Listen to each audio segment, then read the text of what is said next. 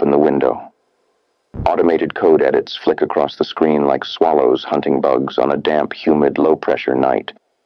A cool breeze makes me inhale hard through my nose into my lungs.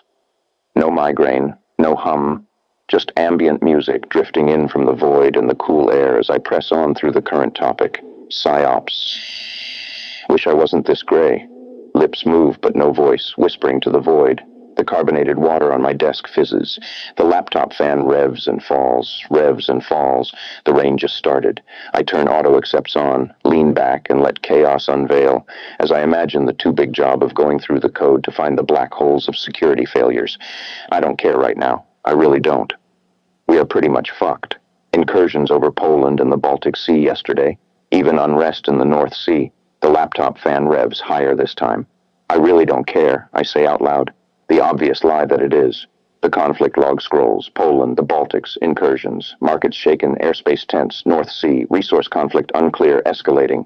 The breach log follows. European airports hit, Collins Aerospace Muse taken offline, check-in and baggage systems down, delays and cancellations across the board, Jaguar Land Rover, ransomware, production shutdown, suppliers cut, an NPM supply chain attack, 180 poisoned packages, phishing vector, persistence injected.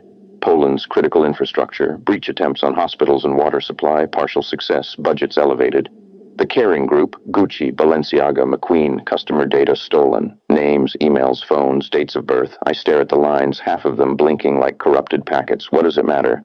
Planes grounded, hospitals probed, luxury brands bled of customer data. It's all the same stream of entropy, one long scroll of failure states repeating. The rain grows harder outside, hitting the sill like a quiet applause for nothing. My fingers hover over the keyboard, but there's nothing to add, nothing to resolve. The fan roars again, drowning even the rain, then dies back to a low hum. Flush caches, unresolved queries, dropped, buffer, cleared, status, idle, whispering. The cursor blinks, as if waiting for me to make sense of this. Again, like a faulty cronjob, I get woken in terror around 2-3 a.m. Someone's in our room, besides my wife breathing gently beside me.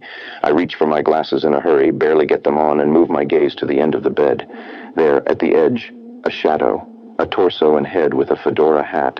Adrenaline and fear tear through my kernel panic as I jump from bed, going for its neck. I squint my eyes. I blink as I perform this action, but the torso is gone. The other shadows remain, but no entity with a fedora hat. Was that the Hatman? No, I whisper. Wife still sleeping peacefully, yet I think I made some commotion. I check the time. 2:33. Sweat runs down my forehead, though I start to calm down. The Hatman, I mumble. What was that? A hypnagogic state? I was awake, but I don't know. I walk out of our bedroom, check on the kids, and head into my office. The cursor blinks. The terminal awaits. It feels like a weak electrical current is running through my nervous system, alternating, buzzing.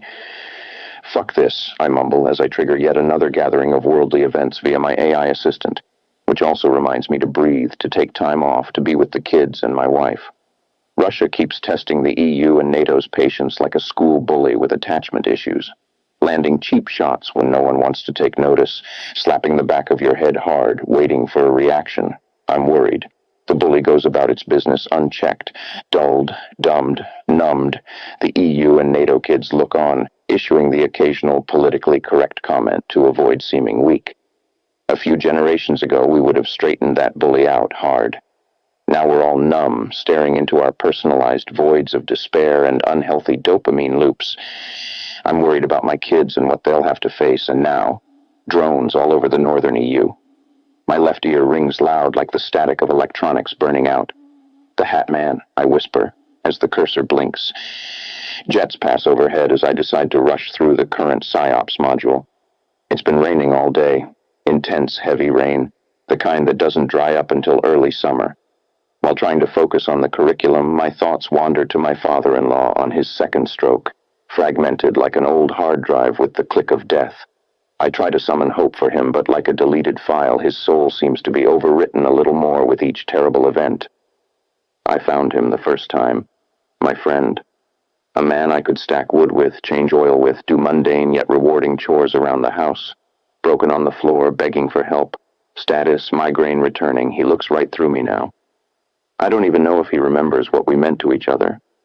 Yet I brush it off and try to be encouraging, try to emphasize the positive things.